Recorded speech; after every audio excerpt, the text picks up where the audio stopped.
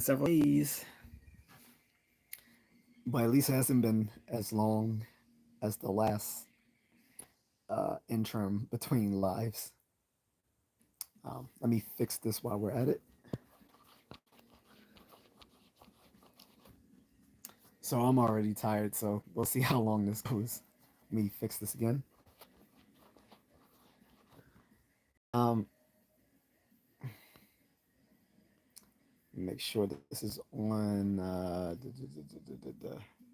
No, it didn't mean to do that. No screens. um,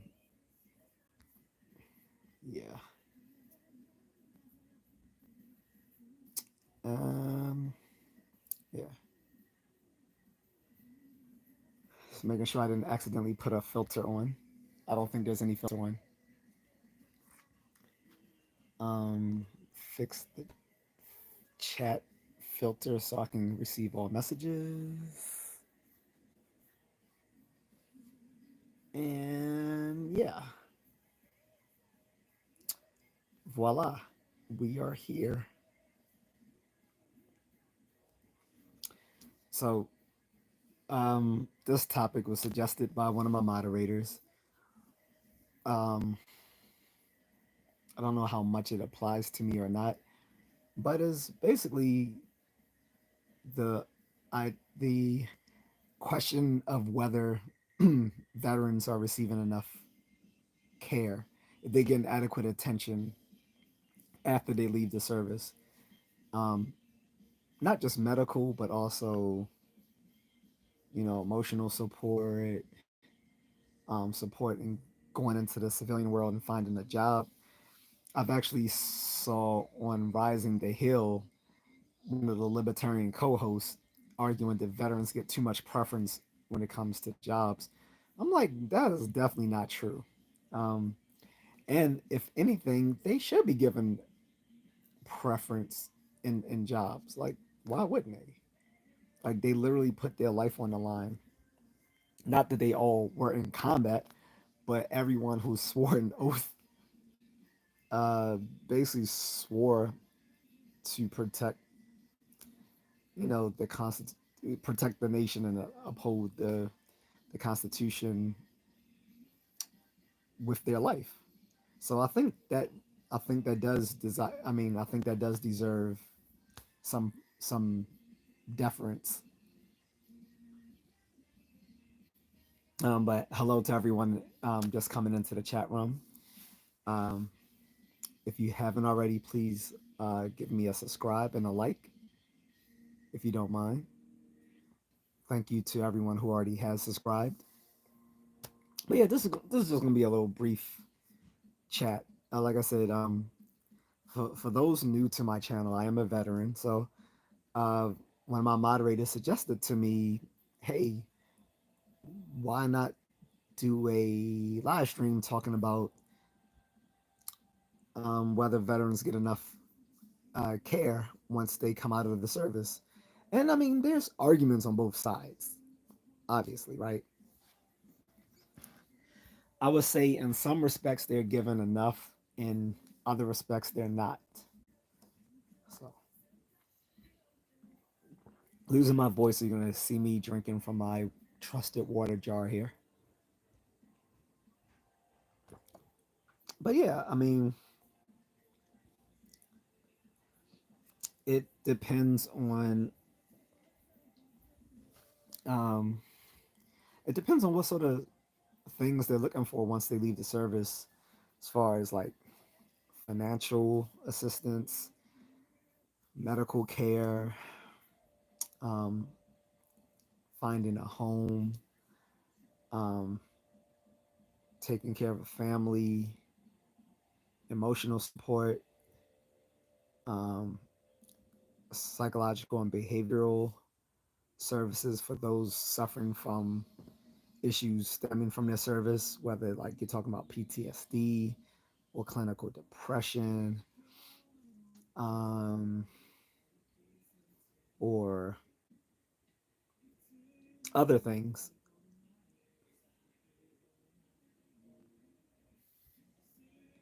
But and just FYI, if you're not talking about my topic, I'm going to just ignore you. Just letting you know. Any case, so I've heard a mixed bag when it comes to the VA hospital.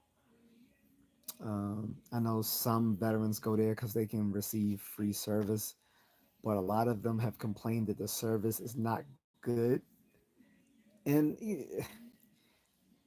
I'm of a mixed mind on that because I haven't had that experience myself. Plus, some of the people going there complaining about the VA hospital did not take good care of their own health. So it's like, you're complaining about free medical care when uh,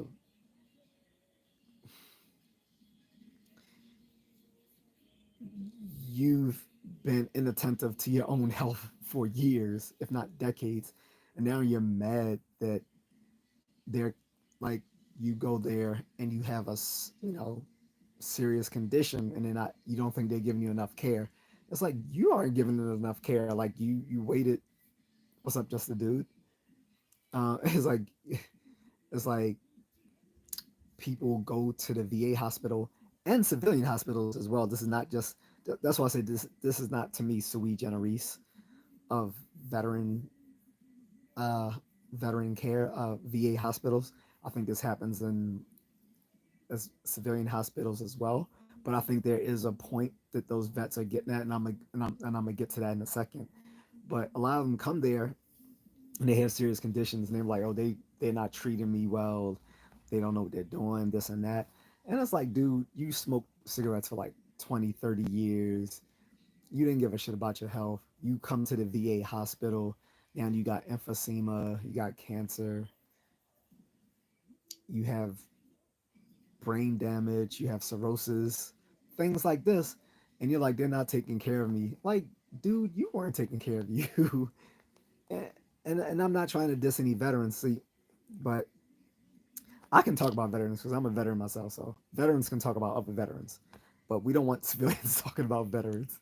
But in this live stream, I'll allow it as long as it's respectful. But yeah, it's like you didn't give a damn about your health for years or decades. Now you're having serious conditions. You go there and you find out, hey, I got cancer, and it's like, what did you expect? And I'm gonna put someone out there. My uncle, like I had an uncle. I remember when I was a little kid. This is the '80s, so boomers did not care. Boomers did not care about their health. Well, some did. There were some boomers. There was this uh, there was this whole gym trend for boomers in the early '80s. If anyone's ever seen that old movie with John Travolta and what's her name from Halloween, can't remember the name of it, but I literally just watched this a month ago because I saw it on Tubi. I'm like, oh, I want to see this. But anyway, so there was a gym fad in the early '80s, but it was a fad, right?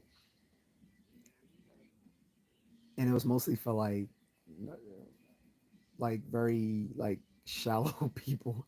Although I think that was sort of the stereotype of them, that they were all shallow. I don't think you know being a gym bro back in the day meant you were necessarily shallow any more than it does today. But in, in any case, boomers didn't care about health. And I remember I was like maybe 7, 8, 9.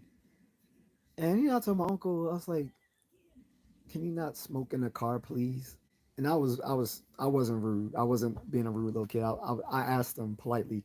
I said, can you not smoke in the car? Because you know, it's hard to breathe.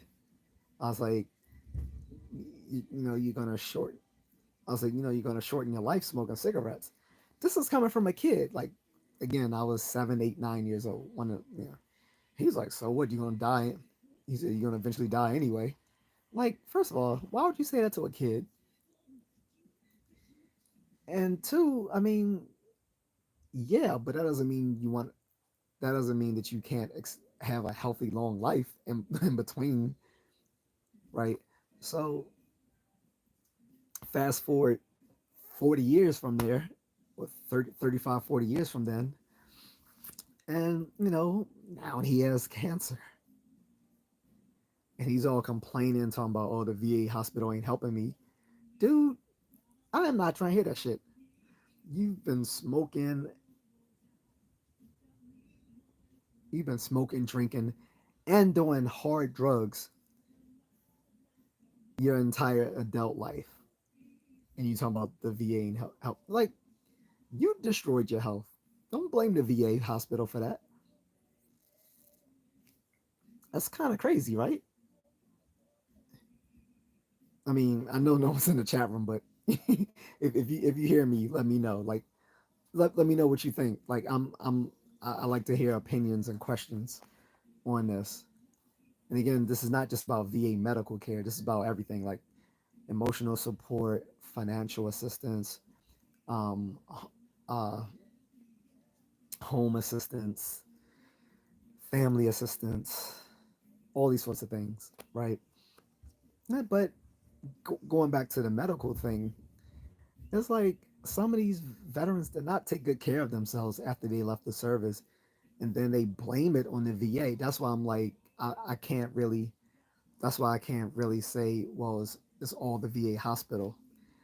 But but on to give them some to give to lend some credibility to what they do say, some VA hospitals have not been managed well. Like, the big one in DC. That's had issues for a long time and became national news. Um, so I get that. So if you're talking about, so if you're even talking about like a specific medical VA medical institution, or if they are talking about the sometimes labyrinthian system of seeking assistance, then I get that too, because the VA is a huge bureaucracy. So I get that, right? I do get that. And like, as far as the one my uncle was complaining about, he's talking about the one in Baltimore City, downtown Baltimore.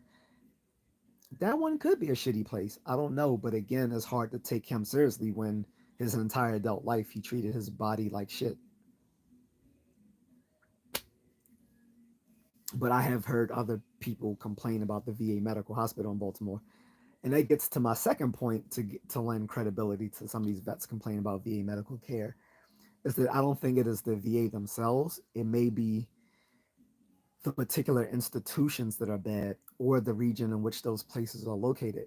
So Baltimore is not known as one of the best places for medical care, except for Johns Hopkins. Johns Hopkins is attached one to a top medical school in the nation. That's number one, and it's one of the leading, if not the leading, uh, medical research facility for cancer. What's up, Carlton? So it could be just a regional thing, because I have not heard people complain about hospitals like that in DC. At least, well, I no, I have heard some, but not like I have in Baltimore. People always complain about the places in Baltimore, and I haven't had problems. The two hospitals I've gone to in Baltimore City are both great places: John Hopkins and Mount Sinai, which is actually where your boy got his clip as a kid. And I was wondering, like, why I get clipped? But I mean, I was a Muslim child, so I apparently, I guess y'all can confirm this or not, but I think Muslim boys get clipped just like Jewish boys. I didn't know that.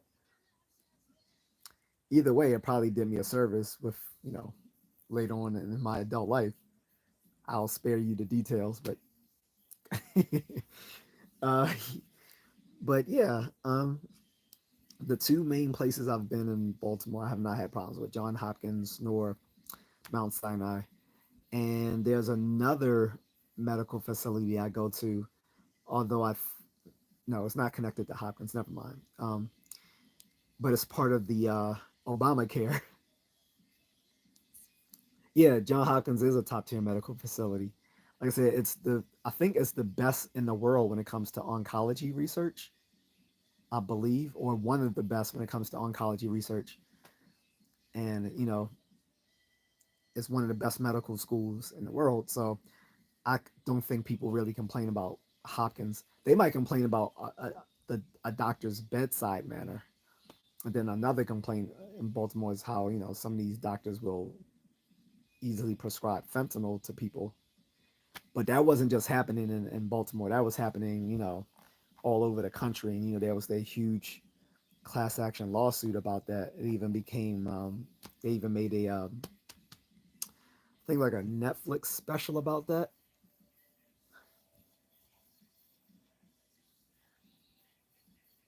But in any case, I get there's some complaints about VA hospitals,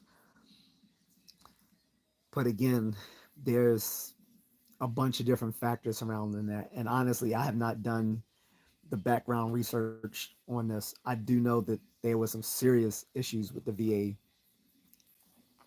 VA health system, so that it like they were saying it needed to be like just completely revitalized, and particularly about the VA medical facility in DC, where your boy was once stationed when he was still in the army. Well, I was going to be, well, I was temporarily stationed there when I was going to switch to a, I was switching to a secondary MOS, military occupational specialty, as a psychological assistant. It was either between psychological assistant or combat medic with EMS certification. And I was like, well, I'm gonna go for psychological assistant over EMS certification combat medic. However, because I was waiting until the summer to go to my MOS qualification school, my my previous reserve unit where I had left while I was in school pulled me back in when they got activated, so I never got to go train my secondary MOS. And since I wasn't MOS qualified, they could do that. But in any case, that place got closed down. I think it was reopened. Let me make sure I'm not missing any messages here. I know I changed the filter. Give me a second, guys.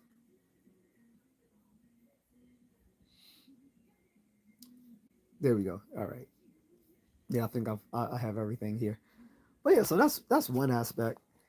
And like I said, I'm trying to I'm trying to be nice, but yeah, I think I can't take my uncle seriously talking about the VA doesn't take the VA uh, medical uh, medical clinic in Baltimore doesn't take good care of people. I'm like, I can't take that from him because he's known for being dishonest, and like I said, he spent his whole life abusing his health with smoking, drinking, and doing illicit drugs. So, but he still may have a point. Then it comes to other things besides medical care, like what about emotional support? Some people do come away from the military with things like PTSD, or some of them uh, may have ASD instead.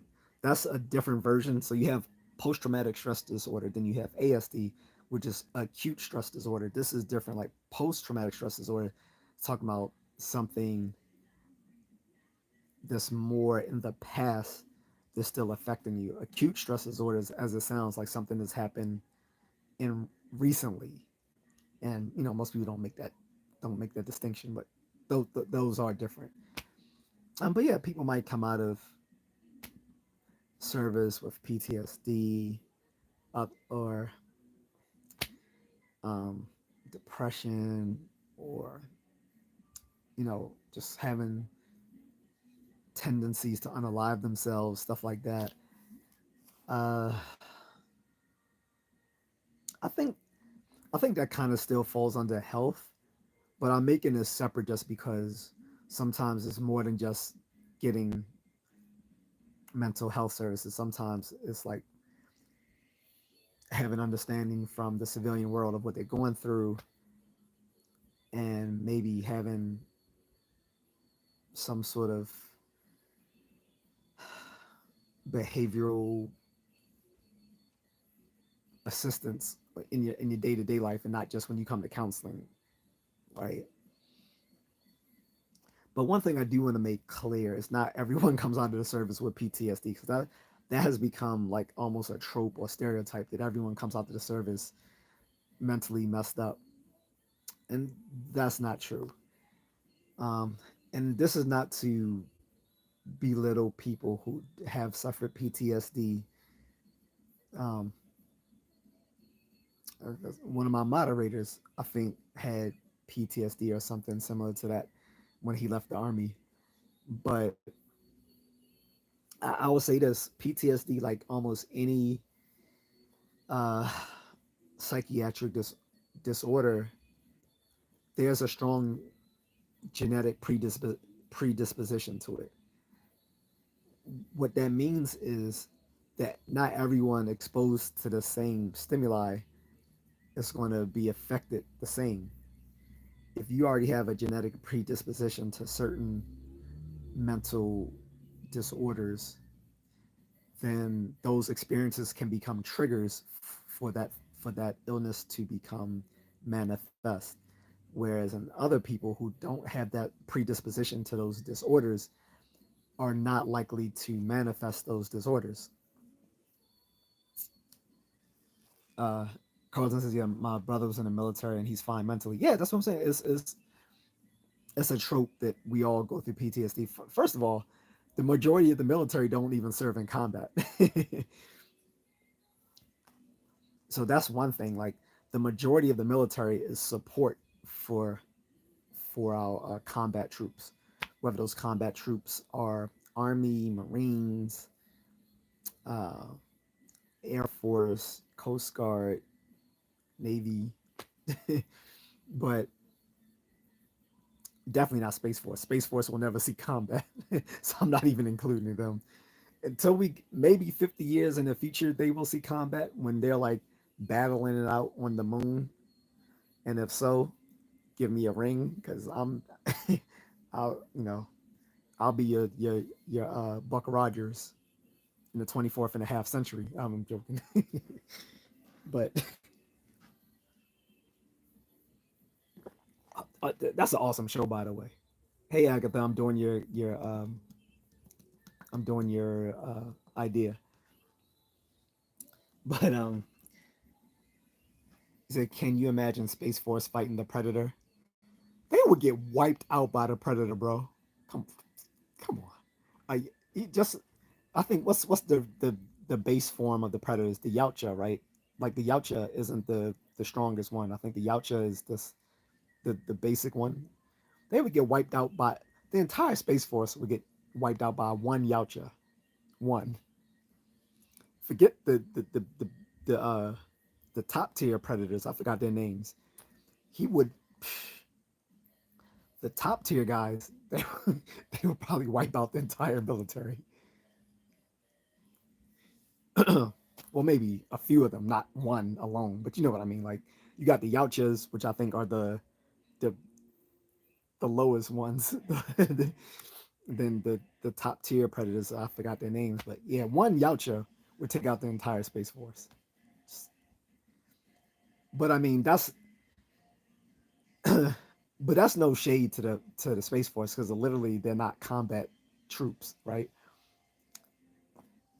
And I'll say this in defense of Space Force, they're still in better shape than the Navy. They're still in better shape than the Navy, and they're smarter. They both. That's sad. Space Force, like I said, Space Force is not even. They're not remotely combat related, but yet they are still in better physical, better physical shape than most people in the Navy, not including special operations, of course. But outside of special operations, they are in better shape than the Navy, and they're smarter. Basically, Space Force takes the same high level uh, ASVAB scores as the Air Force, um, but they also require the same physical fitness level as people in the Air Force, which is actually much. Their standards are higher than the Navy. The Navy, on the other hand, everyone has joked about for a long time the Marines calling them crayon eaters, saying they're not too bright. But the Navy literally takes lower standards than the Marines, guys. So if someone ever wants to serve in the military, but you're scared of, you know, not making the cut physically or not making the cut intellectually, go into the Navy. I'm not even joking. Like they have taken ASVAB scores as low as 10. As low as 10. Do you know an ASVAB score as low as 10, if you positively correlated that with an IQ test, would be someone who is of borderline mental di- mental dysfunction, right? Borderline mental dysfunction at a ASVAB score of 10, because that ASVAB score comes from what's called the AFQT, the Armed Forces Qualification Test. The Armed Forces Qualification Test, or AFQT, which is a portion of the ASVAB, is an IQ test, but it's not.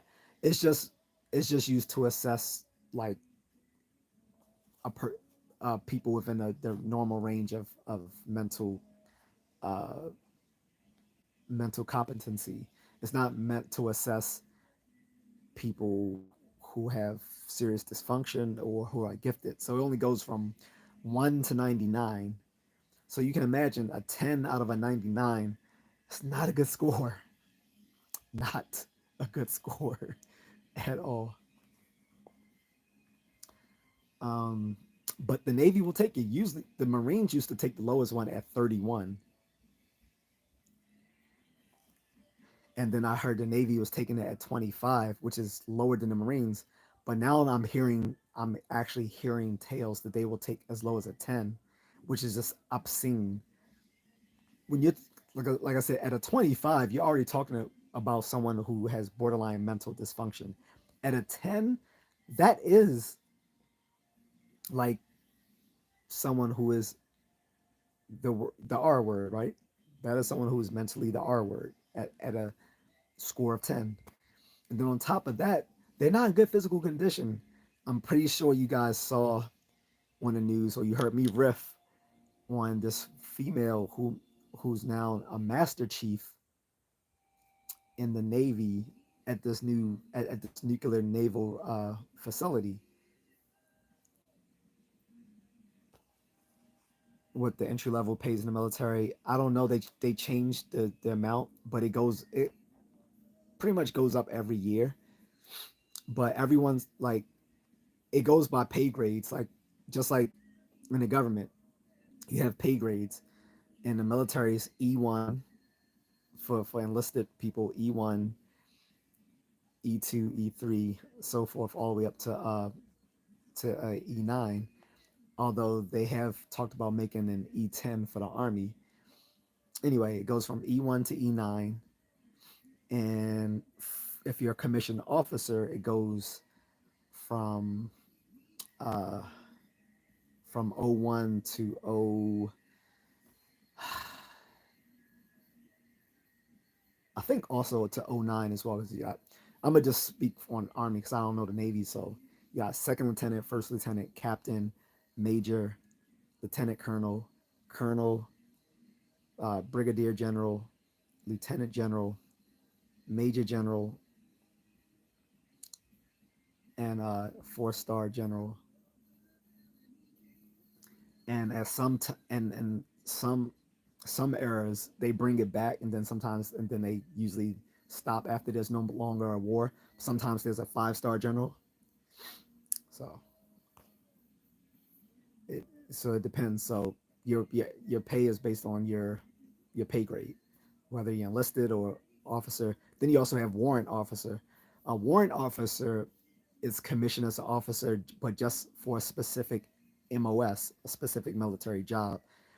But they had to start off um, as an enlisted personnel first before they become a warrant officer, and they're only again commissioned in to do a specific job, which is actually kind of cool if you think about, like, if you're an enlisted soldier and you go off and get your degree and you just want to stick with the field that you're in, whatever your MOS is, and you can go off and just become a warrant officer.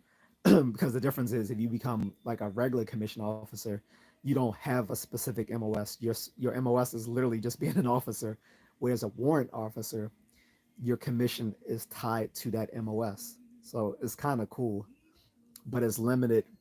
Is limited growth as a warrant officer. I think it only goes up to like W4. I think it goes from like W1 to W4. I could be wrong. It might go up to W6, but I think it only goes up to W4.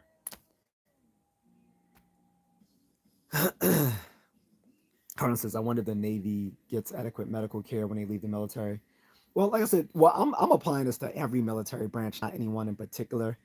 If you know if that there's a difference between them, you can let me know, because I wouldn't know. I only know from my experience on the Army side. Now, my uncle, he's in the Navy, so I can't say. But but for the most part, they literally don't care. Like when you go to the VA hospital, whether for medical attention, psychiatric attention, therapy, whatever, like they treat everyone the same, regardless of your rank or your branch. Like they don't care. Like you can go there, you are a sergeant major, you are a captain, you were in special forces, or you were a cook. They treat they treat them all the same, for better or for worse. They don't care. Like it is they yeah, they really don't care. So I really don't think they're gonna there's gonna be a difference in care between a Navy vet, an Army vet, a Coast Guard vet, a Marine vet. And they're not gonna even care what you did. Like you could come there a special forces weapons sergeant in the Army Soft, or you can come there as a cook in the Navy. They're going to treat all those people the same, pretty much. Which again is both good and bad, meaning they're going to treat everyone with the same level of respect. But if you are someone used to, people genuflecting towards you, you might be in for a rude surprise. Um, but getting back to that, like I said, so not everyone comes out of the military screwed up, and like I was saying, a few minutes ago, most people who join the military will never see combat. Like most people who join the military are in some sort of supportive role to the combat troops. Like like people in infantry like to say, like a lot of army infantry guys, they say, hey, you're either infantry or you supporting the infantry. That's how they look at it, and they're not exactly wrong. I mean, it's kind of oversimplified because not all combat deals with ground troops.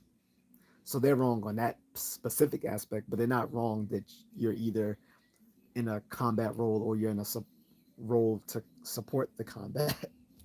So, that's literally the job of the military, right? But because most people don't go into combat, most people will never be screwed up mentally coming out of the military. That's just patently false. Although that is, again, the common trope that they used to use to dissuade people from joining the military, especially in the black community. We know in the black community how much shit they used to talk on men joining the military. Like if you watch movies like Boys in the Hood, like no man, My dad said the army ain't no place for a black man. Like, well, shut up. As opposed to what, living in Compton for the rest of your life, ducking bullets. I mean, if you're gonna duck bullets, why not get paid for it? But I mean, how you gonna like how someone living in Compton? How that movie that shit pissed me off. I remember even my father was like, "Man, that's some bullshit." Because my father's an army vet too, and he heard that part. He liked the movie, but we both, but well, not me, we both, because I was like 13 at the time. But he was like, "That's not true." And now and my father's completely right. That's not true. Like, how is a dude raising a son in Compton in the 80s? Compton in the 80s. And we're not talking about Compton today. I'm talking about Compton in the 80s. How's a dude raising a son in Compton in the 80s going to talk about the army ain't no place for a black man? Meanwhile, you raising your son in a fucking war zone. Compton was basically like a freaking war zone. Like, what? But like I said, most people in the military will not see combat. Even in the army, everyone is everyone is expected to be an infantryman. That's that like that's your job. That's why everyone has to be qualified with their rifle. In the Marines, they say every Marine is a rifleman, which is true. In the Army, they say you know every soldier is every soldier is an infantry soldier, whether they but but although they say that again, it, the difference between Army and the Marines is most people in the Army are not in a combat role, whereas in the Navy, I'm assuming I don't know the numbers, but I'm assuming at least half or more of people in the Marines are in a combat role, whereas in the Army, it's about probably like 20% of the Army is in a combat role, somewhere around that 25%, something like that. Carter says non-combat people may have PTSD from seeing their fellow soldiers wounded. So yeah, so yeah, you, yeah, you're right. So I should qualify that, Carlton. Thank you. So yeah, not everyone. There will be some people who suffer PTSD even if they haven't served in combat themselves. They may because they might be in a medical. They may be in a position where they're doing medical. So combat medics, people doing field, doing having to be there in these danger zones, right? Doing field medicine and stuff like that. They might come out with PTSD. But for the most part, if you're non-combat, you're serving with other people who are also non-combat. Like you're not going to be non-combat and serving with people who are in combat unless you are a combat medic. Like for instance, um, naval combat medics serve with the Marines oftentimes, and so they're expected to be so they're expected to maintain the same physical fitness standards as the Marines because they have to be bouncing around with the Marines. So yes, they will probably so anyone who's like a combat medic has the potential for suffering some sort of stress disorder, right? Because they will see they will see combat violence even if they're not partaking in it. But but like I said, most non-combat people, like if you're doing logistics or supply, you're not going to be anywhere near combat. Logistics and combat usually like female soldiers and I don't want to say that. I'm about to say something mean. And guys who want want an easier military lifestyle. I'll put it that way. I was going to say it in a much I was going to say it in a meaner way, but I'm going to be fair and say that often people doing things like supply and logistics and other related support roles, tend to either be the female soldiers or they're the male soldiers who are not interested in the more whore stuff, the more gung ho stuff. Um, I mean, there's nothing wrong with that. There's nothing wrong with that. But like I said, but then even when you get to the people who serve in combat, again, not all of them are going to suffer PTSD because again, PTSD has a strong genetic predisposition to it. Like, not to be, I'm gonna be a nerd again for a second and remind you guys that we know from behavioral science and behavioral research, particularly from research from behavioral genetics, that basically all human traits are partly inherited. So that includes mental illnesses. Like, people don't just experience traumatic events and it causes like a mental illness. There has to be a genetic predisposition to it in the first place. So if you get a bunch of combat soldiers, you can expose them to the same sorts of like just sheer violence and not, you know, and some of them are just going to be okay. This is one of the reasons why being a psychopath may have been uh, healthy for humans living in a more violent era. Like, we all sometimes some of our mental illnesses may just be a misfit for current society, which is which is an idea that's been brought up in in abnormal psychology, is that some of our mental illnesses may not necessarily be mental illnesses. They may just be certain psychological traits that are now a misfit for current society. Like, it would be beneficial to be a psychopath, which means you lack. Which, when I say psychopath, I don't mean like you're a homicidal or anything like that. When I say psychopath, the biggest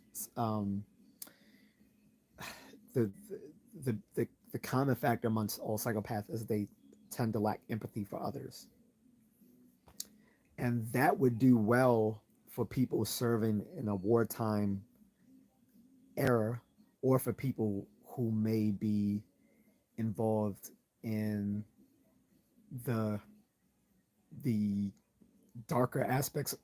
Excuse me.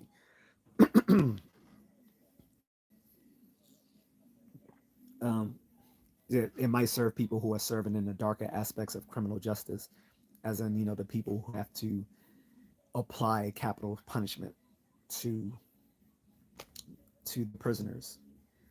When it comes to, like, so again, so if it comes to someone serving in combat, or someone who's an executioner or stuff like that, there may have been a a psychological benefit to being a psychopath, which meant you like empathy for others. That way, these certain things wouldn't hurt you. Definitely, I think there's more of a. I think you'll definitely see more of a um, the dark triad of personality in people who are special operators, because they're dealing with much more sheer violence than the average military personnel. Even people who might be infantry may not be exposed to the sheer amount of carnage that a special operator might. And but the funny thing is, most of these special operators don't come home messed up. I mean, they might come home injured and messed up in that sense, but I'm talking about as far as psychologically. A lot of these guys who served in SOCOM, in special operations, stuff like that, a lot of them come home normal. Like, they don't have they don't have a problem, being adjusted in the normal in back in the normal world, quote unquote.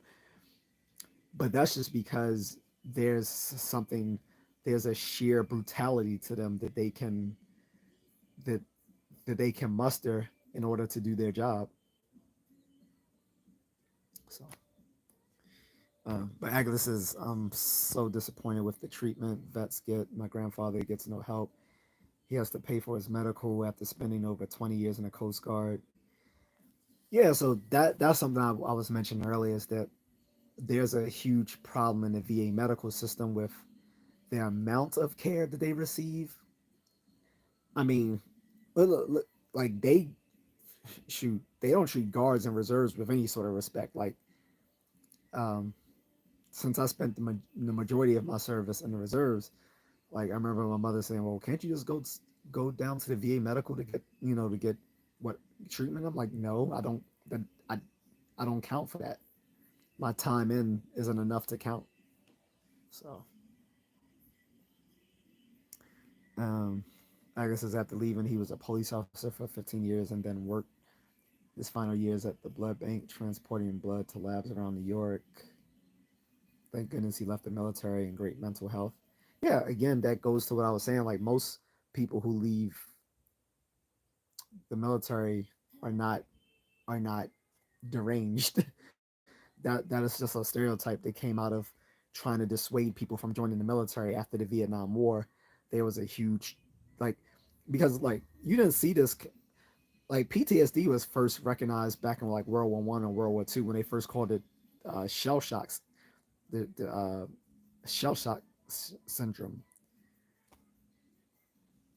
But again, there wasn't this huge backlash to serving in the armed forces back then. The backlash to serving in the armed forces came through the Vietnam War because of all the controversy surrounding it. One that it was it was never declared a war, so they never put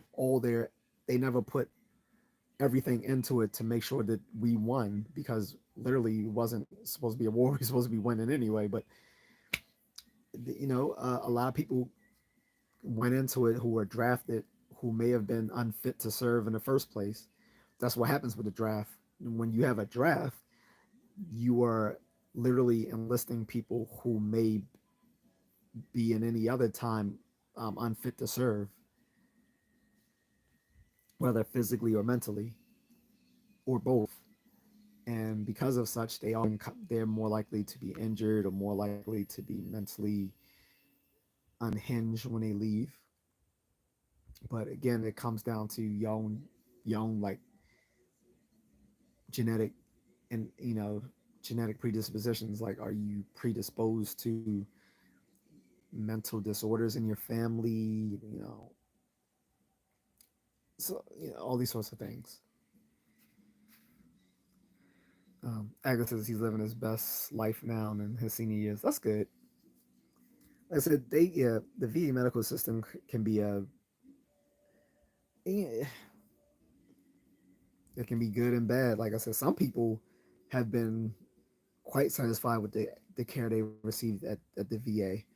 Others see others have talked about the VA like as if it was a nightmare. So, Carlton says this may be a silly question. Say you have a guy that's built like the Rock in the army, and he wants to be an IT tech. Would he be forced to be a combat soldier? No, that's not a silly question at all. That's actually a pretty good question because I'm pretty sure there's a lot of people who never joined the military who might think something like that. No, if as long as his ASVAB scores, now the ASVAB scores are different. Uh, well, let me put it. So the ASVAB is the same for everyone in the military, but the different line scores are different for each branch for their needs. The overriding thing that's the same for everyone taking the ASVAB across every branch is the AFQT, which again is a military IQ test, the Army Forces Qualification Test. Each so every branch of the military uses the AFQT, takes which I think summarizes a score over four different parts of the ASVAB, which I think is like the verbal, numerical, speed, um, mathematics, and something else, and that's the AFQT. So they summarize over those four subtests to give you a score in the AFQT, which is again positively correlated to one's IQ score. And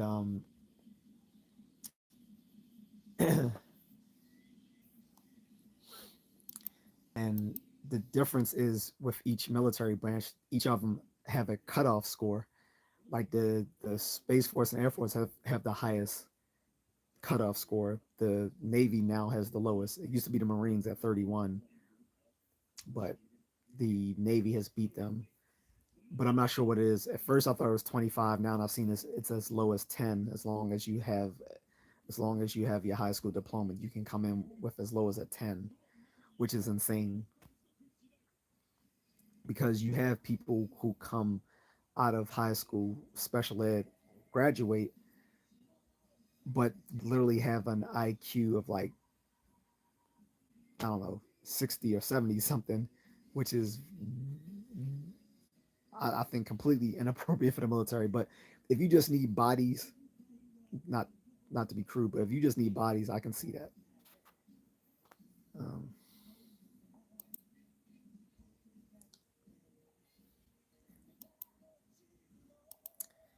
but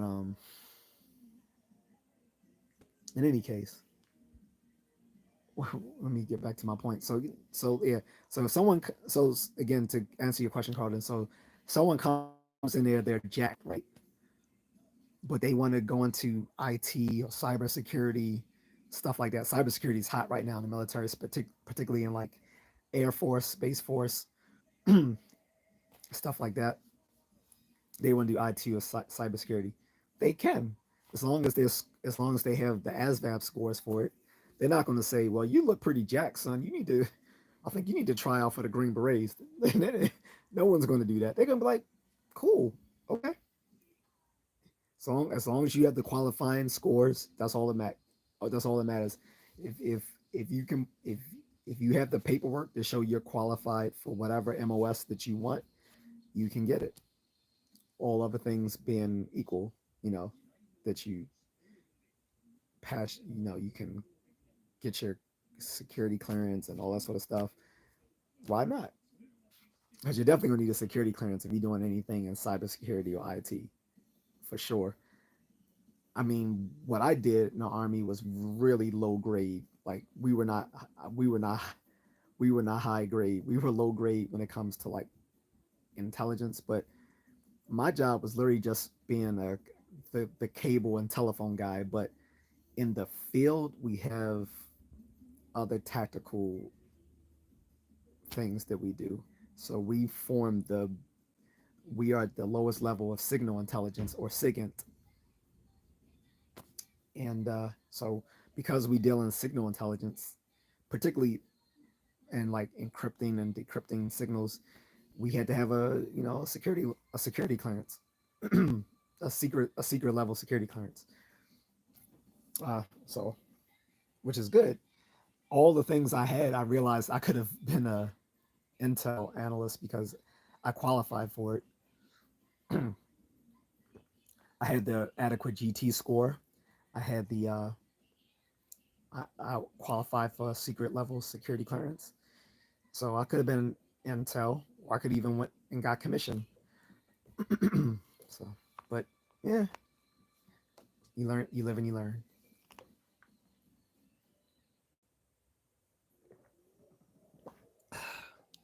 But yeah, let's look at the vice. Let's look at the let's look at that question the other way. What if you are someone who's really out of shape, but you want to be a combat soldier? Again, as long as you physically qualify, you can do it.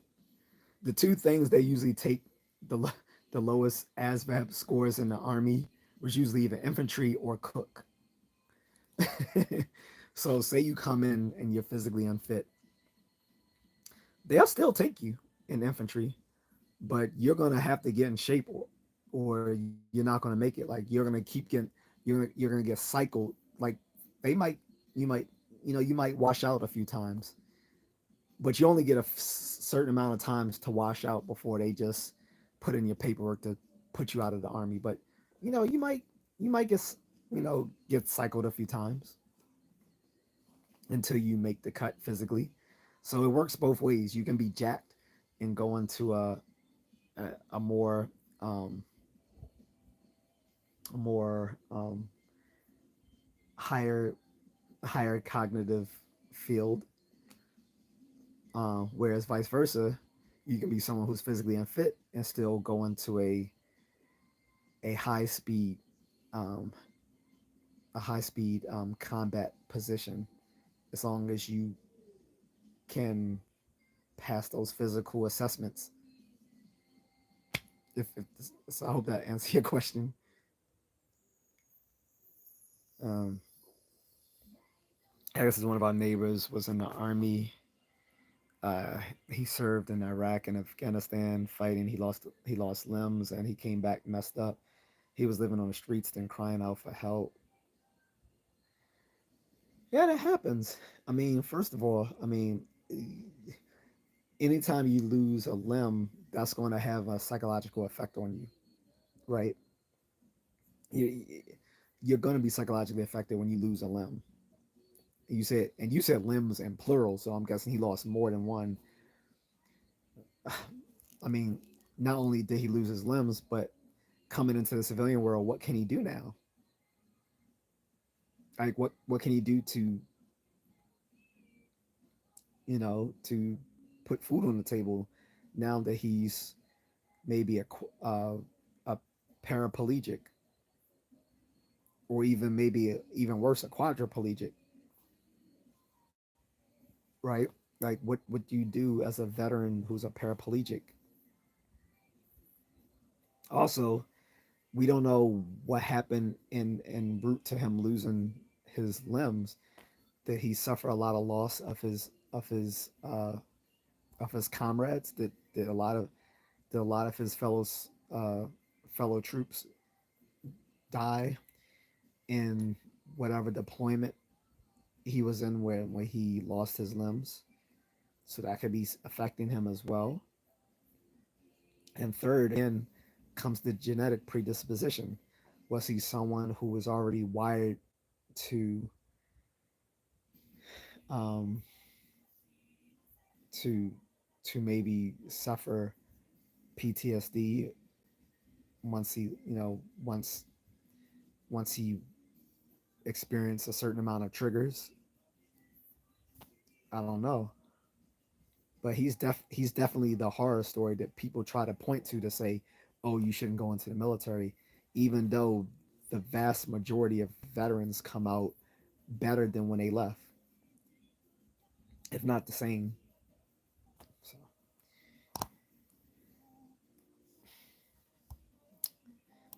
but a lot of those guys who are on the streets usually do need psychiatric assistance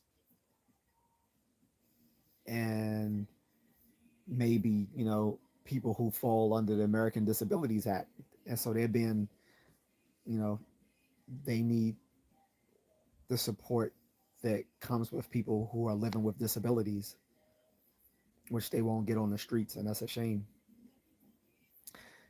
We you know we always say support our troops, but that should be more than just words. It should be making sure we don't have homeless veterans. Like, there should be group home there, and there are some, but it's not enough.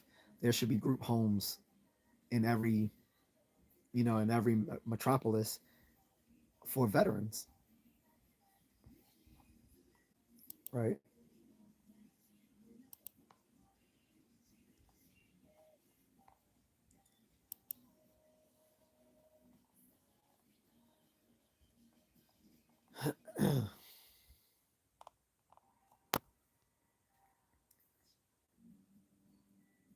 I guess there's no help until my grandmother advocated for him, so now he has an apartment and food stamps. Now he has a caseworker helping him. So say we buy clothes for him, he's banging on his door, something flooding house. Yeah, I mean, and this is why I was less sympathetic to illegal immigrants last year and this year, when finding out that under Biden's administration, and I'm not trying to make this political, but yeah, under Biden's administration, like, you had illegal immigrants, not not legal migrants, not naturalized citizens, not people who are permanent residents with green cards, but illegal immigrants receiving all sorts of SNAP benefits. And it, we know because people have actually taken screenshots of their receipts, like getting like 10,000 in in food and cash benefits on their SNAP EBT. Like really, it's like you got people's aunties out here whose money got reduced to like $30 a month. Like what does someone want to do with 30 with only $30 a month? Or you got veterans that can't even receive adequate care, can't receive adequate housing. There's their food stamps are a joke. And you literally got someone who's in this country who came here illegally receiving like 10,000 in food and cash benefits on their SNAP EBT. This is what that's what pissed me off. Like I said, one of the biggest reasons I voted for Trump was because I wanted him to have a hard line on illegal immigrants. They should not be getting treated better than Americans. They shouldn't get treated better than our elderly Americans who've put in you know their labor to the system, not to mention paying taxes for the past 30, 40, 50 years. You got veterans who literally, you know, serve their country, some of them making the ultimate sacrifice, others sacrificing their limbs or their psyche to to protect and serve this country. And they're out on the streets. Meanwhile, you got some little loudmouth Venezuelan with a TikTok account telling Americans they're stupid for working because he can get all these benefits and cash for free. That made me instantly a Trump voter. It That made me instantly a Trump voter. People want to know why.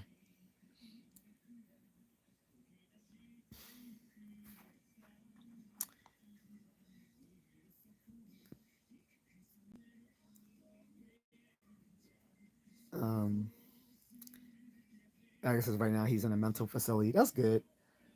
I think we need more mental facilities.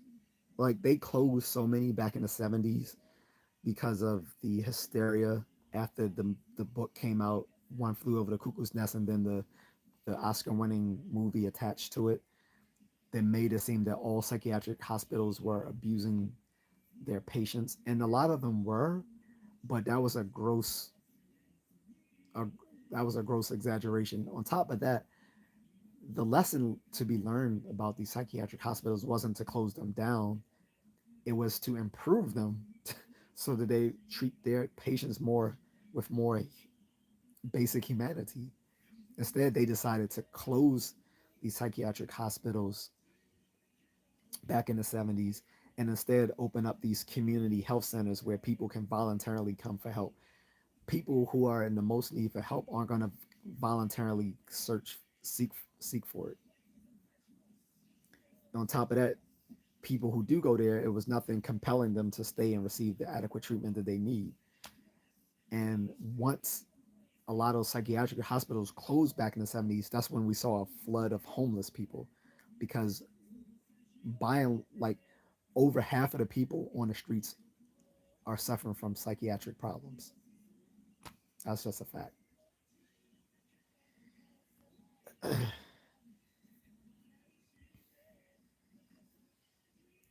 Carl says, well, yeah, I know. Maggie says, nothing can work. That's why I feel so passionate about our vets. Yeah, I mean, like I said, we need better psychiatric. We need we need we need more psychiatric hospitals, and we need protocols to have people. We need to reinstitute the protocols we had long time ago for having people committed. It swung so far from one end to the next. So in early, so 100 or so years ago, it would be easily to get someone committed if they showed any sort of erratic behavior or something that didn't fit the social norm of the times. You could easily say this person is suffering mental disorder and have them committed. So obviously that wasn't good. But then we swing all the way to the other end where you really can't get people committed even when they need it, and even when they you finally do get someone committed, usually by a court order, is usually only for a 72-hour observation. Usually the only time people are actually receiving like adequate mental health treatment is once they are incarcerated. Those are usually the people who end up being, you know, court mandated to undergo mental treatment at some facility, and that might be for a limited time. Then they go to a halfway house or whatever, whatever. But usually, the only time you can really get people committed is once they've already committed a crime. By that time, it's already too late. They've hurt themselves or they hurt others. We want to get it to a point before that it gets to that. So,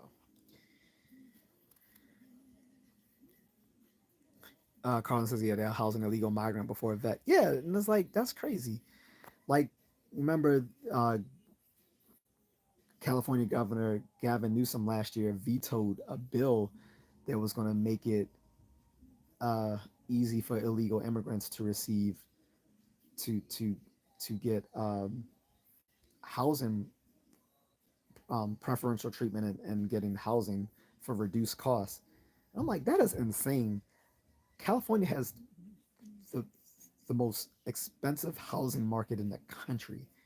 Like, I, and this isn't even recent. I'm talking about like almost. We're talking like we going back 15 years ago, if not longer. I remember two like well-to-do Chinese physicians. This was a married couple who were both physicians. Both of them are making well over 250 or so a year. Like I'm pretty sure if you rub their income together, there is close to a million. If if you rub both their incomes together, right? And they were saying they couldn't find a house in the California housing market. So you're gonna you're gonna reward people for doing the wrong thing by giving them preferential treatment and getting housing in California over your own citizens.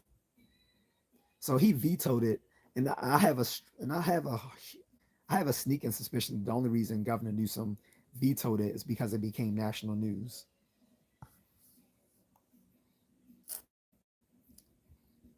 I think if it had not reached the national news scene, he may have approved it. That's just my own cynicism. So, um, I don't know, but in any case, that's just insane. And like I said, the other people who should be who the reason why you saw so many Latinos and others voting for Trump, they were people who came here through the legal process. Pisses them off, um, then it pisses off Americans because think about it. If you are an immigrant here in the U.S., you came here through the legal process. You went through all the steps, and it took you like 10 years to become like a permanent resident, or even or maybe even a naturalized citizen. You went through all the rigmarole. You went through all the steps. It took you a long time, probably a lot of paperwork, a lot of money, a lot of time,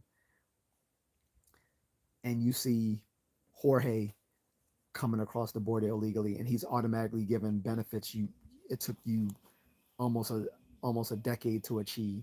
Wouldn't you be pissed off too? This is why this is why so many Latinos voted in favor of Trump, because they were against illegal immigration too.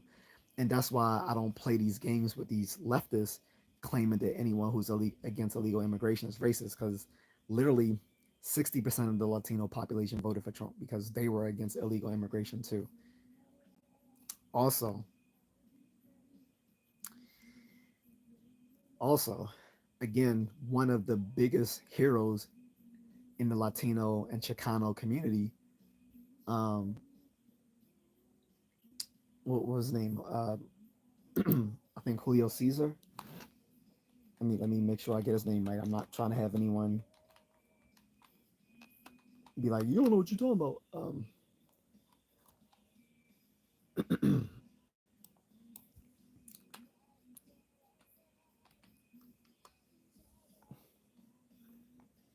Nope. I'm thinking of the boxer. Sorry, but by the way, Julio Cesar Chavez is the goat. I'm just gonna say that right now.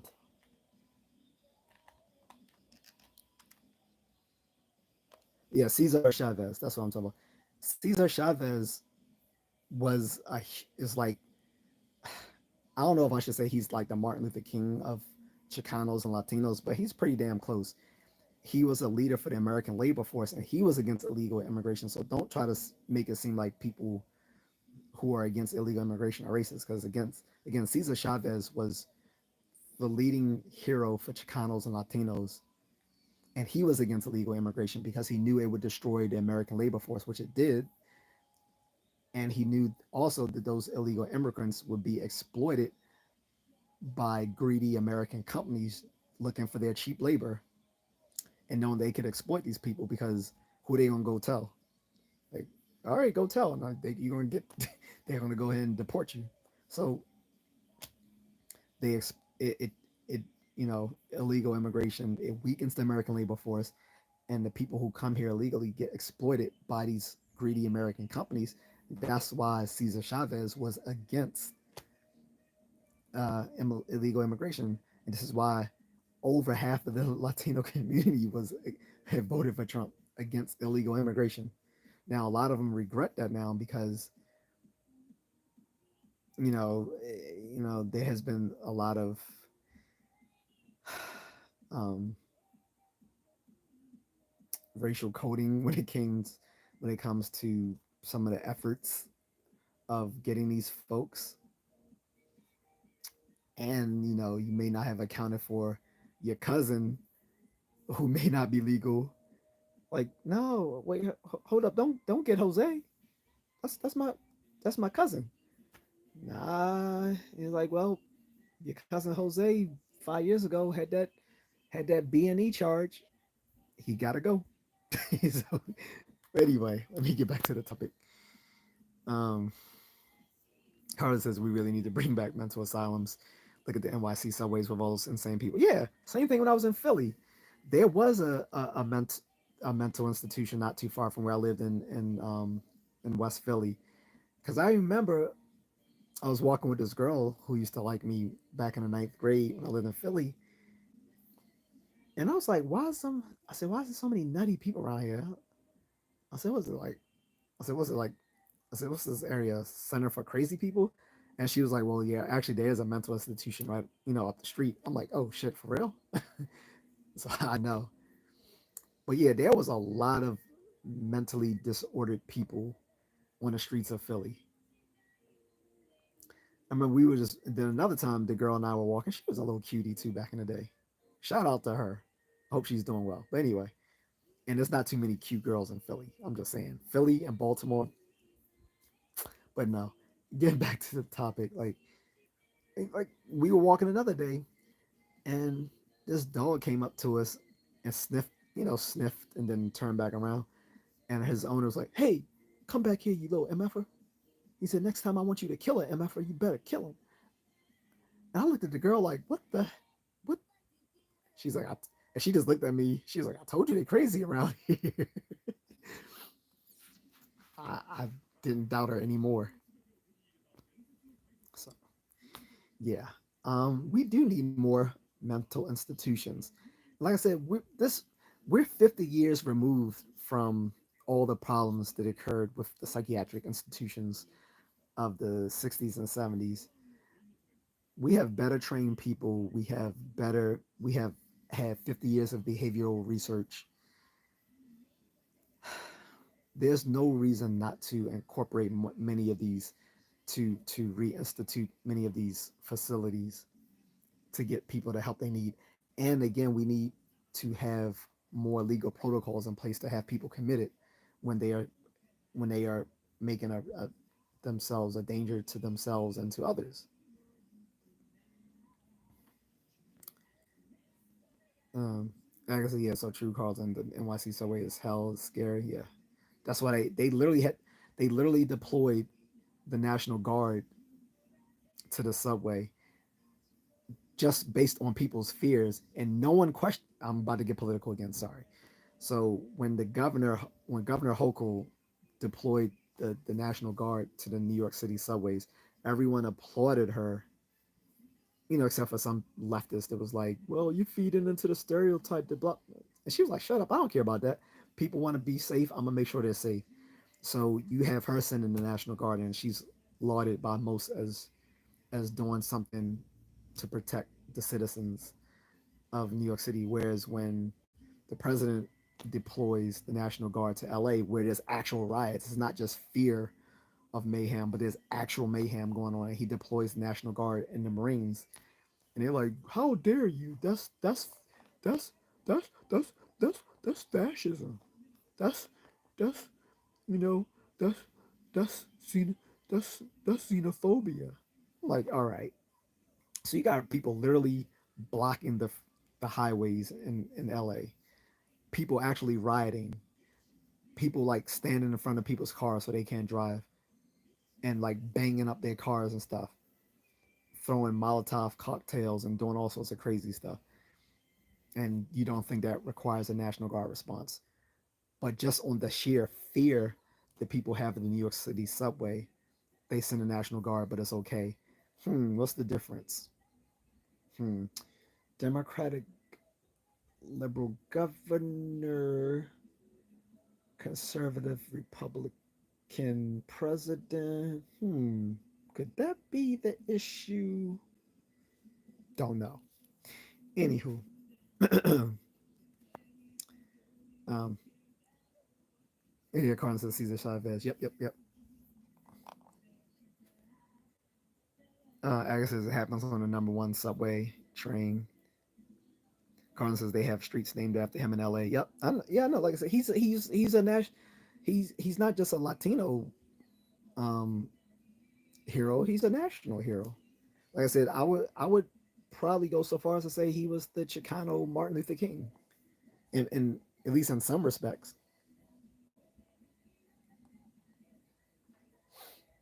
So and Carlin says Caesar was right. He sure was. Like I says, I heard about the SNAP payment in NYC. I was like, hell no. Yeah. Then they were then remember in New York City they were housing illegal immigrants in like in like hotels and even in public schools. Like then they shut down a few schools to temporarily house some of them. The same thing in Chicago. Like they were wilding. Like right now, Chicago is in danger of turning into a Republican city because the black residents are so pissed off right now. But we'll see because people have short term memories when it comes to voting. We'll see if they still had those same feelings and thoughts when when the next election cycle hits Chicago. But they were talking that game. They were talking like they were ready to oust both the Democratic City Council and the Democratic mayor. So we'll see. I guess I'm working too hard for giving away free money. Yeah. Carter says, "M MAGA make mental asylums great again." I guess as I take the subway sometimes to work, and it's the worst feeling going down there. Well, like I told you and other people, Agatha, I told you, I know you can't, I know concealed carry is harder to get in New York City, although they do have concealed carry in New York City, but I think it's harder to get than here. They made it a little bit easier in Maryland where you don't have to have a reason now to get concealed carry as long as you qualify. Before you had to have like a reason for concealed carry. Now as long as you qualify, you can get it. But I don't know the concealed carry laws in New York. But what I say is, I've told you before, carry a tac pen and a tac light. Tac pen is a tactical pen. You know, carry a tac light or a tactical flashlight as well.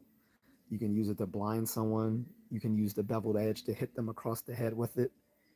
And the flashlight is just good for dark areas. New York City, say less, right? Um, and then if then also, well, I don't know their laws on blades, so I can't advise you as far as blades. I can only speak for Maryland when it comes to blades. But literally a tactical pen, a tactical flashlight can pretty much go anywhere in the country. You can even fly with them, as long as you don't have the more aggressive looking ones. Don't get the tactical pens or tactical flashlights to look like they got the camouflage colors. They got like the the little very cut beveled edges, looking like a serrated blade. Don't get anything like that. Get something that normal and looks normal and harmless, and you can literally take it anywhere with you, even on a plane. You can go right through. You can go right through TSA with a tactical pen or flashlight, as long as it doesn't look aggressive, right? Like no camouflage, no glass breakers on the end of it, no um, beveled edges to have no sharp beveled edges, and you can take those things anywhere. And they serve not just as weapons, but they're also useful tools. It's like you should have a pen on you, and you should have like a flashlight on you, so you can take those with you anywhere. And I'm pretty sure you can take pepper spray with you in New York City. Now you can't take that with you on like now. I mean, you probably won't be able to take pepper spray with you into a government building or through TSA, but just on the streets of New York City, you can carry pepper spray. I would recommend bear spray. Get bear spray. And I don't know again the rules on well, actually just stick with pepper spray because I don't know the laws if they allow bear spray in New York City, but you can carry pepper spray. And I don't know whether they let you carry the stun guns or not. So I can't advise you on that. Again, here it's legal. I know they just legalized nunchucks in New York City, although those make horrible weapons, to be honest. And then if you're not trained in them, they're going to be worse than they're going to be completely useless. And she said, "No, we can't have blade or pepper spray." I didn't think so. It's New York City, but for anyone who feels adequately scared in New York City, I would say apply for your concealed carry. Apply for a concealed carry permit. Again, I don't know whether you have to have special circumstances for it or they allow it to anyone. So, like I said, here in Maryland, the laws have changed. Before, to get concealed carry, it had to be apropos to your job or lifestyle. Like, say you are a banker, or or you're like a businessman where you have to deposit your money. You're someone who has to deposit your money every night in a dank area, some dark dank area, then you'll probably qualify, to conceal carry. Now again, but then they changed the law, so anyone who qualifies, they pass the background check and all sort of stuff, and they get their training, can get their concealed carry permit. So might be worth checking out in New York City. And if people don't know what their laws are on concealed carry or open carry or constitutional carry, those are three related but different things. You can go to USCCA for that information. I'm giving them free. I'm giving them a free shout out. USCCA should give me a sponsorship deal. Shout out to USCCA. But if you don't know the laws on concealed carry in your city or state, just look up USCCA and they'll tell you for your city and state what the laws are on that. Because most states either have some sort of open carry, concealed carry, or constitutional carry.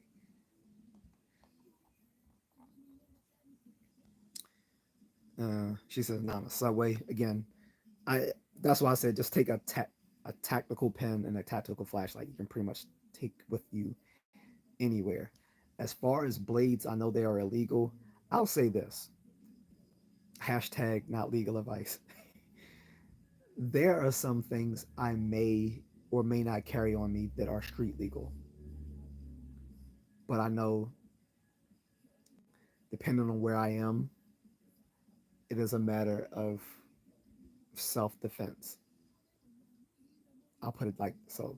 So, for instance, one of these things that I may or may not carry, which isn't street legal, would be, say, something like a collapsible baton. Collapsible batons are very controversial in different places. Some of them allow it, some of them don't. But even in the places where they do allow collapsible batons, there's a very narrow scope of what is considered legal usage of a collapsible baton. The problem, a narrow margin of what is legal use of a collapsible baton is usually the legal use of a collapsible baton wouldn't be very effective in an actual self-defense situation, whereas the application outside of the legal scope of using a collapsible baton is where you're going to find the most effectiveness in using it. So sometimes you have to choose being pragmatic over being legal. Like, are you more worried about your safety, or are you more worried about not catching a charge? And it's like, and then you gotta look at the situation. Would catching a charge be worthwhile in some circumstances? Not in all, but in some circumstances where you come out alive. And that gets to the whole thing that people used to say a long time ago. I'd rather be judged by six than carried by eight, or whatever. Whatever. I think I butchered that, but you guys know this. That probably heard that saying. I'd rather be judged by eight than carried by six, or whatever it's called. Right. Um.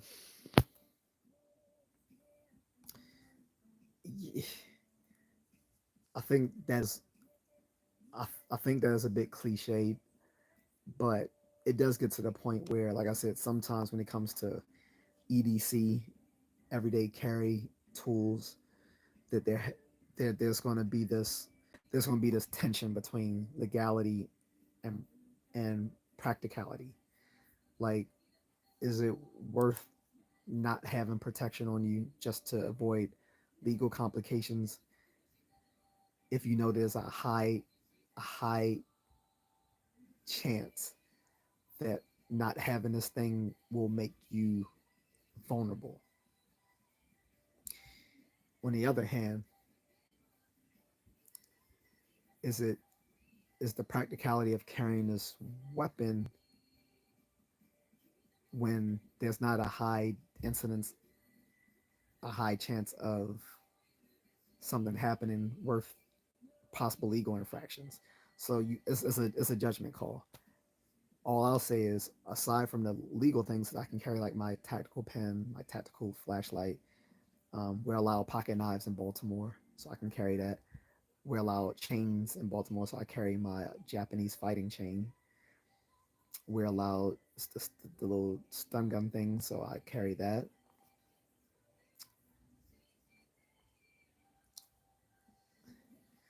Um,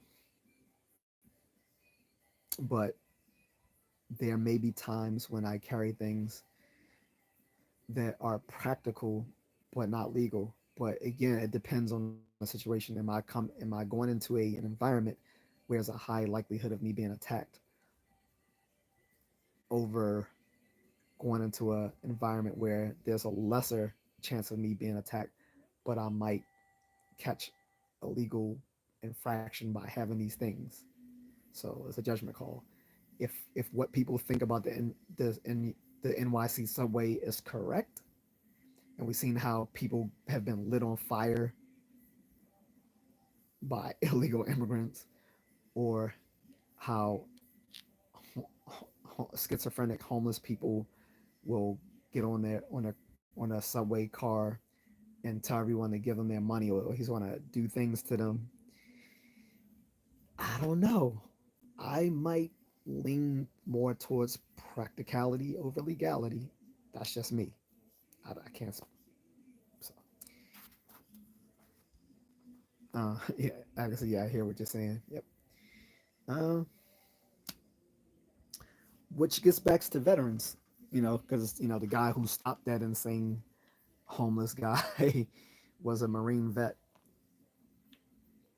who was then charged with, you know, homicide for putting this guy down when he was assisted by three other people.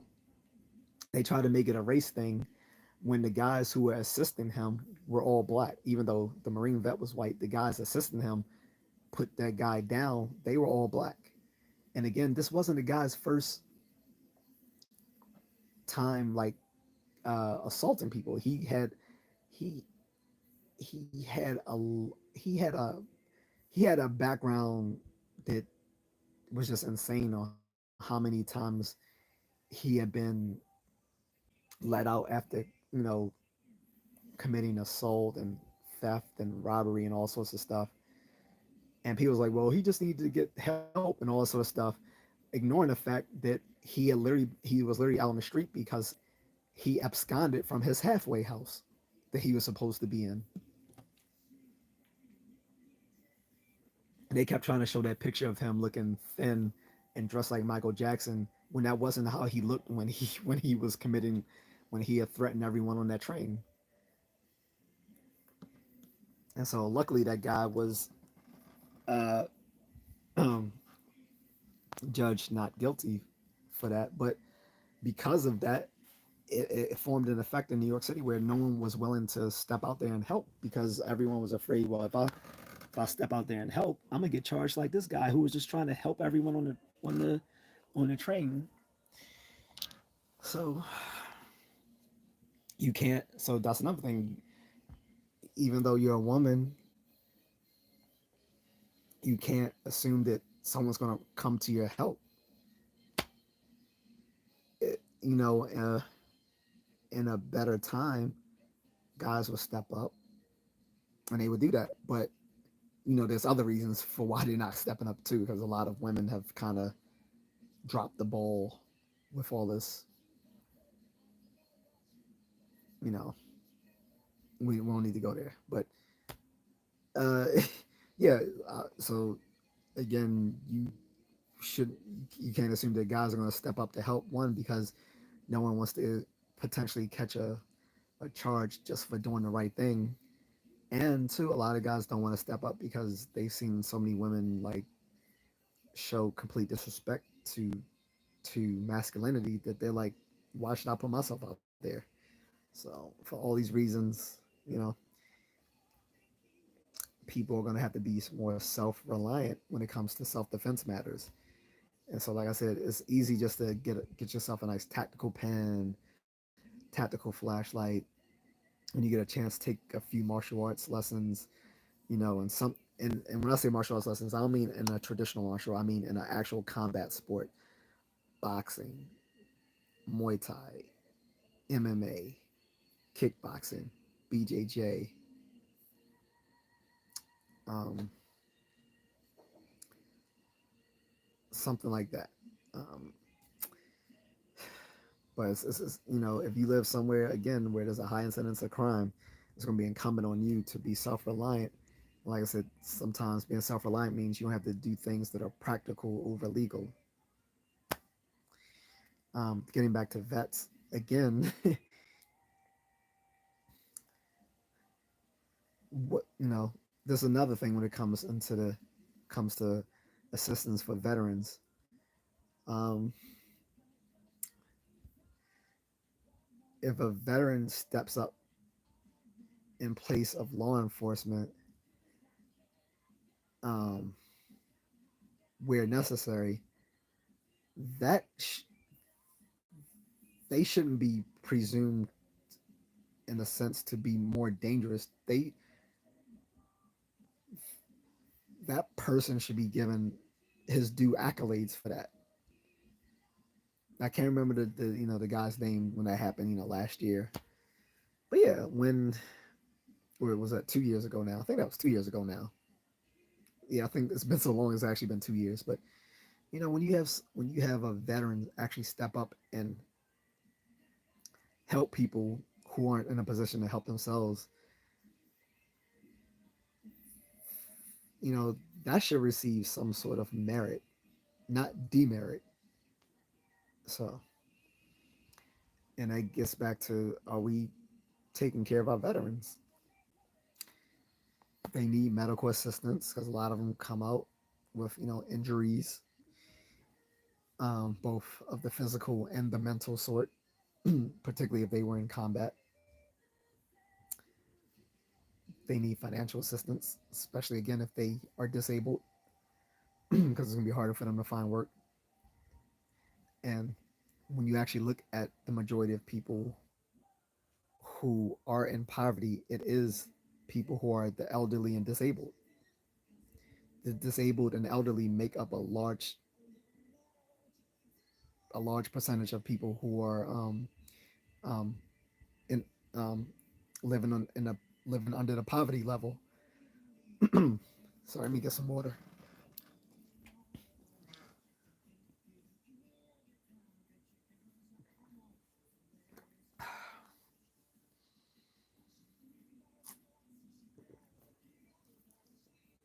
Can you guys hear the One Piece anime in the background? I hope it's not too loud.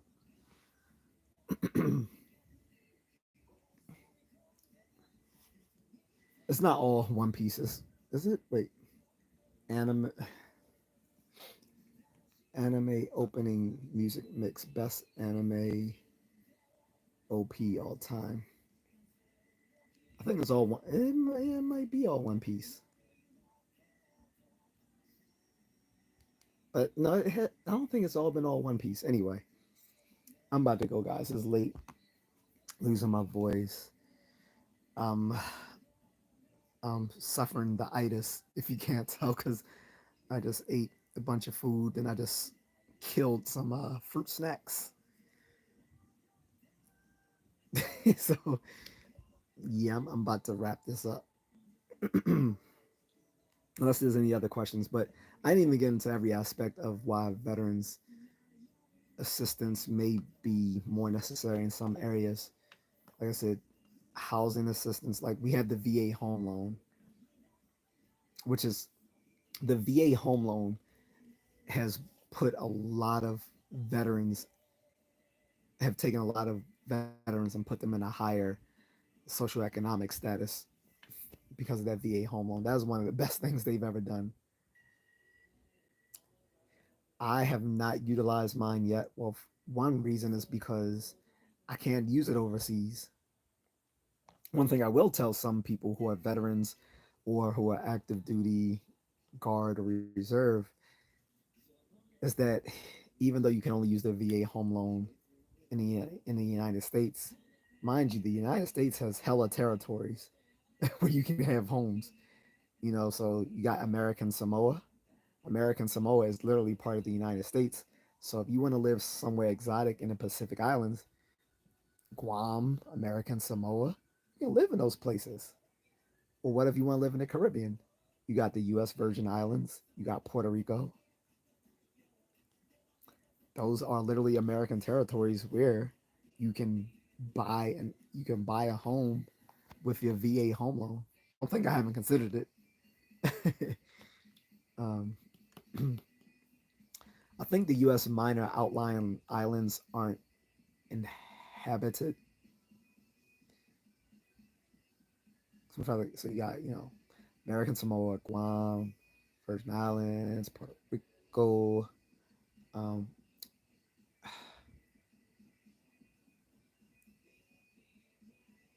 I don't know. I can't remember if the minor outlying islands allow people to live there or not. Or live there. Cohen says, "Yep, the U.S. probably sees Epstein Island." No, that was part of a that was a Caribbean. I don't think so. He didn't own it. He was actually living in a Caribbean island where he paid off the government to let him do what he want. He didn't own that. Now, well, actually no, he might have owned like a private. He might have owned like some private islands, but where he, because there are very very tiny islands that people can buy, but I think where he was living was actually part of some Caribbean government. I can't remember which, and I remember that because I remember that he had paid off its government leaders to look the other way to his activities. But if he owned like private islands, like Bill Gates owns his own off the coast of Washington State, um,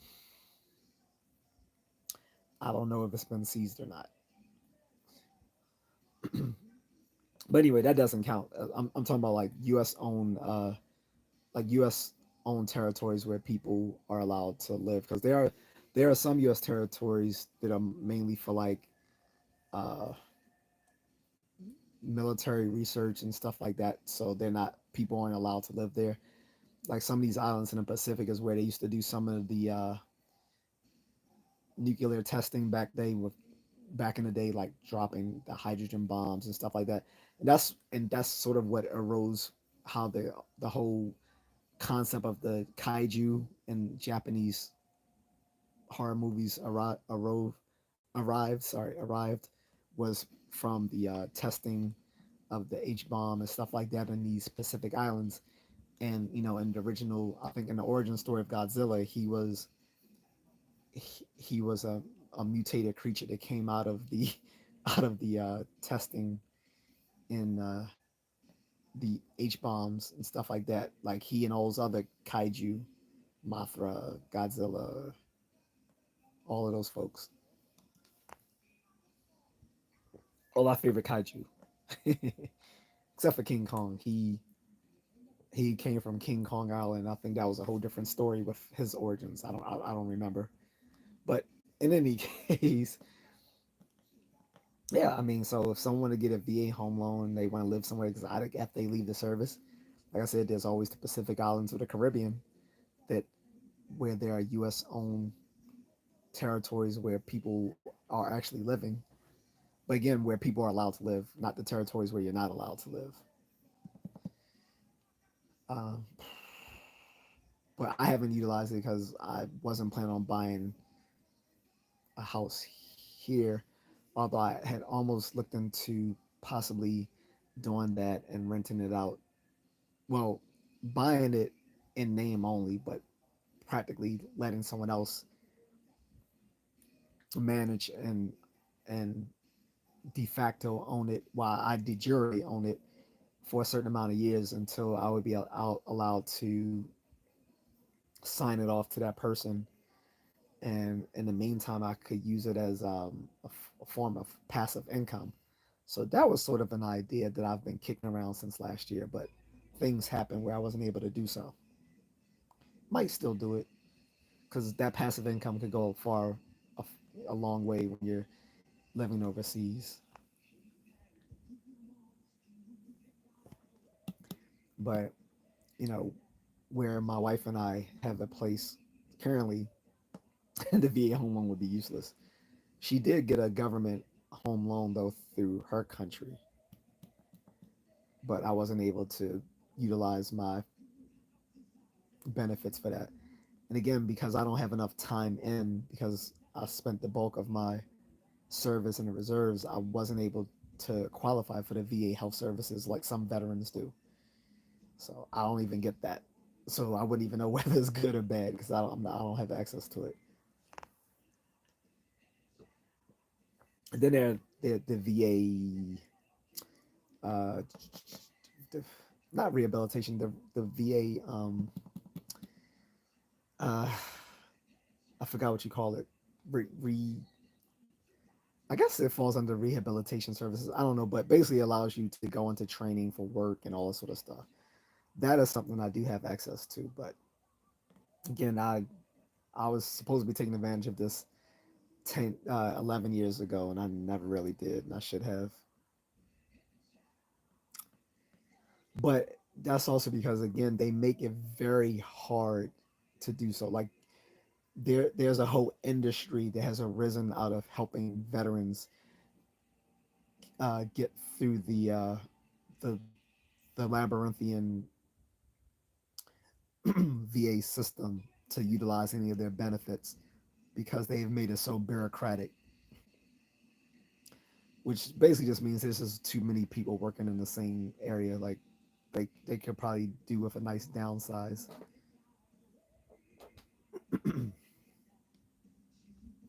So uh, that's I guess I can say about that today. I think this topic could go for hours. If you know if I had some more veterans that wanted to speak on it. Unfortunately, all my veteran folks are pretty much asleep right now, as I should be. So I'm gonna take their cue and I'm gonna get off, guys. Unless anyone had any lasting questions or wanted to bring up something else before I go.